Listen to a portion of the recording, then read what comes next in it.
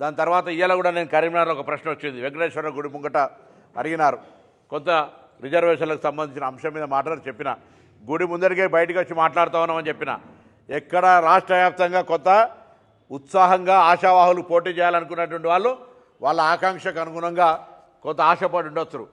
రాష్ట్ర వ్యాప్తంగా 121 మున్సిపాలిటీల్లో వేల సంఖ్యలో ఉన్నటువంటి వార్డుల్లో రాష్ట్ర ప్రభుత్వంలో ఉన్నటువంటి మంత్రులకు, శాసనసభ్యులకు, అధికారులకు ఎక్కడ కూడా రిజర్వేషన్ల ప్రక్రియలో సంబంధం లేదు.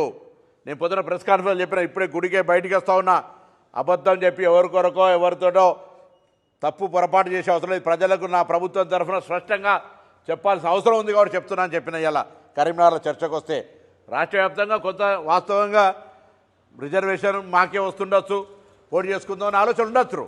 కానీ రిజర్వేషన్ అనేటువంటిది పారదర్శకంగా రాష్ట్ర వ్యాప్తంగా అందరి ముందట అధికారులు ఎటువంటి రాజకీయ ప్రమేయం లేకుండా, పాపం వాళ్ళది కూడా తప్పు కాదు, ఎందుకంటే గతంలో ఉన్న ప్రభుత్వం రిజర్వేషన్లను వాళ్ళ అనుకూలంగా ఎక్కడికక్కడ అవసరానికి అనుగుణంగా మార్చుకొని ఉన్నారు కాబట్టి ఆ అంశం తెలిసిన వాళ్ళు ఆ విధంగా ఆందోళన చెందుతుండొచ్చు.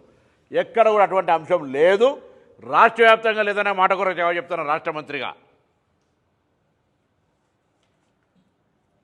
అందుకే నేను మరొక్కసారి విజ్ఞప్తి చేస్తా ఉన్నా, హుస్నాబాద్ ప్రాంత ప్రజలందరూ, నా అక్క చెల్లెలు కావచ్చు, యువకులు కావచ్చు, ప్రజలందరూ అన్ని వర్గాలకు సంబంధించి తప్పకుండా మరి నిండు మనసుతోటి ఆశీర్వదించి ఈ ప్రాంతానికి అభివృద్ధికి చేసేటువంటి ఈ ప్రభుత్వంలో శాసనసభ్యుడిగా, మంత్రిగా నన్ను మరింత మన సర్పంచ్ ఎలక్షన్లలో, అంతకుముందు పార్లమెంట్ ఎలక్షన్లలో, ఎమ్మెల్సీ ఎలక్షన్లు ఎట్లయితే బలోపేతం చేసిరో ఇప్పుడు కూడా అంతే పెద్ద ఎత్తున బలోపేతం చేయాలని మరొకసారి అందరూ విజ్ఞప్తి చేస్తున్నాను.